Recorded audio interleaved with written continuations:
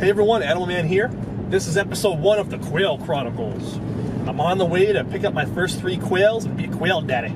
Stay with us.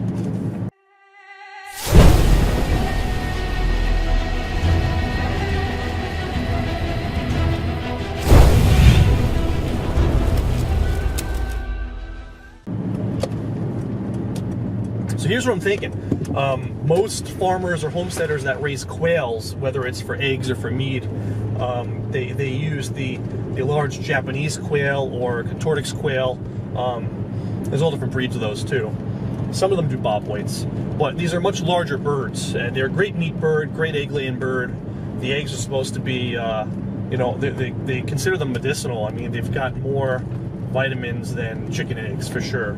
And so that's something I've been looking at for a while, been hearing from other people, listen to the Survival Podcast all the time, and Jack Spirko talks about them, and his guests talk about them. So I've been kind of, silently learning about these, and kind of like getting gears turning for a while. And I'm in a situation right now in my life where I can't have things outside, and I don't know where I'm going to end up living. So more about that later. And I want to start small scale before I, jump in with both feet. So what I've decided to do is try to find something that'll help, because I have the animal business to run too. This will help keep my animal food costs down by having eggs. I can feed the animals eggs, scrambled eggs, hard-boiled eggs rather, and I can house them indoors so they're not conspicuous to anybody. And I can learn how to care for these birds, and then when I'm ready to, I can scale it up. So what I've done is I've researched this, and I'm going to start with something called button quail. These are a very, very small species of quail. I think they're the world's smallest quail. They're native to Asia, and they're about like this big. The whole bird's like this big. The eggs are the size of a thimble. So I'm not going to be raising these birds for meat, not going to be raising them for eggs for me to consume. I'm going to raise them for my lizards and my turtles to consume the eggs, because these things are little egg-laying machines. Females, once they get going, when they're 2 or 3 months of age, they lay an egg a day for several years, which is amazing. So that's what I'm thinking. Get this under my belt, learn how to do it, and then when I'm ready to, I got all the techniques. I'll figure out how to incubate. And when I'm ready, I'll figure out, I'll have all the techniques under my belt. I'll know how to incubate the eggs, how to raise these guys, how much food they consume, how much it costs, how much water, just everything. The housing, I'll have this all down pat with experience. And then we can then scale up to the larger type of quail. And these button quails, because they're from tropical Asia, they have to be housed indoors all the time, which is no big deal because they're so small. But the larger quails you really want to house outdoors if possible. They need a lot more space, and there's more poop and more mess and everything. I'm adopting these birds from this guy that's trying to downsize. I think he's giving them to me for he's asking me for $5 a bird, which sure. So I'm getting 3 females today, with the possibility down the road of getting more from him or more from some other people that I've been in contact with. So I'm on the way to get them. We're going to set them up, see how we do, see if we can figure this out. And I'll give you an update once we get him in the car. Biscuit, Snoop Dogg, freak baby, freak baby, freak baby, freak baby. Red light, green light.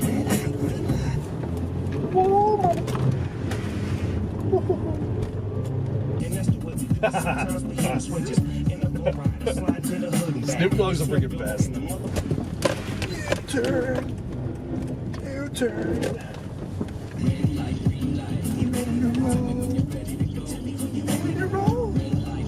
Holy cow.